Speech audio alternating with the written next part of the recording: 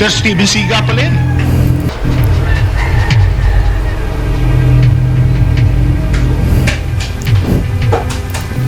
Ikaw, gusto mo sumunod?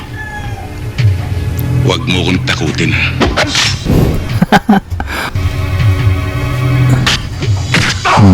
Loko. Eto guys, panoorin nyo ang mga the best eksena sa mga palabas na FPJ. Huwag na nating patagalin dahil siguradong mag-e-enjoy kayo dito. Comment nyo na lang sa baba kung ano yung masasabi nyo sa video ito. Let's go!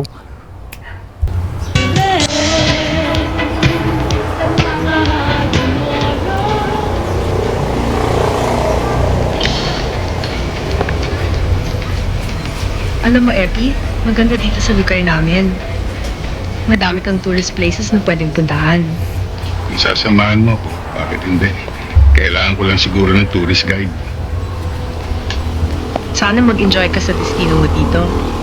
Huwag mag-alala, nag-i-enjoy naman ako. Matatagalan ka ba dito sa destino mo? Ang totoo niyan, hindi ko alam. Nasa Maynila ang desisyon.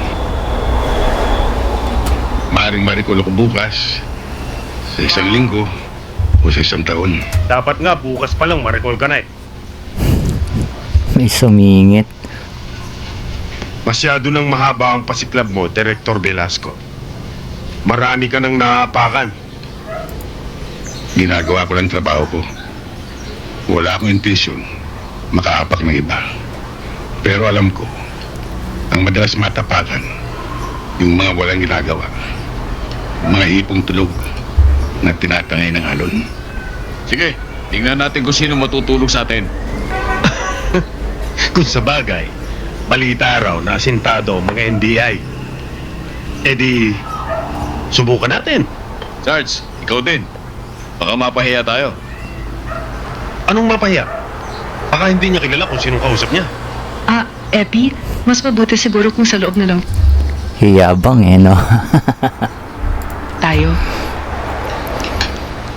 Hoy! Huwag kang bastos ha. Kapag kinakausap ka namin, huwag mo kaming tatalikuran. Dito sa teritoryo namin, kailangang makisama ka. At para tumagal ka dito, kami ang kaibiganin mo. Kung kayo rin lang magiging kaibigan ko, bibili nila ako ng aso. Sakat. Boom.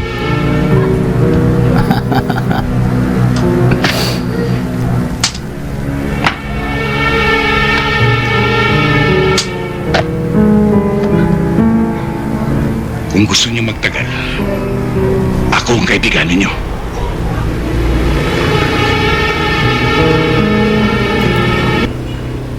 Astig, ang angas nun. Reply natin guys ha.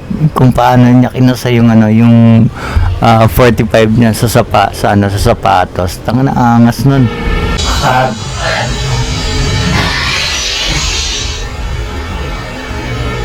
Boom. Alright, so yun guys, comment nyo na sa baba kung ano yung masasabi nyo sa video ito at kung bakit walang talagang makakapalit, makakatumbas sa galing ni FPJ.